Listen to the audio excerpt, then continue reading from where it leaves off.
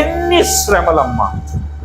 ఆయనను నిలబెట్టిన తర్వాత ఆయన వస్త్రములన్నింటినీ లాగేసేసారు, ఆయన బట్టలన్నింటినీ లాగి ఆయనను దిగంబరిగా నిలబెట్టారు అందరి ఎదుట.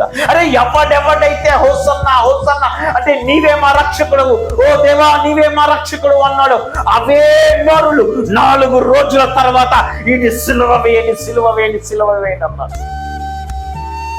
అవే నోరులు ఆయనను అప్పగించేసేసారు రోమీయులు. ఆయన అప్పగింపబడ్డాడు. వదకు తేబడిన గొర్రె పిల్ల వలె ఆయన ఆ రోజున ఆ పిలాతు దగ్గర తల వంచుకొని నించున్నాడు. ఆయన వస్త్రాలన్నింటినీ లాగేసేస్తే ఆయన ఇలా మౌనంగా నించుండిపోయాడు. గొర్రె బొచ్చు కత్తిరించి వాడి దగ్గర గొర్రె ఎట్లా మౌనంగా ఉంటుందో అలాగ మౌనంగా ఉండిపోయాడు. ఆయన బట్టలన్నీ తీసేశారు, ఆయన దిగంబరిగా చేసేసారు. ఆయన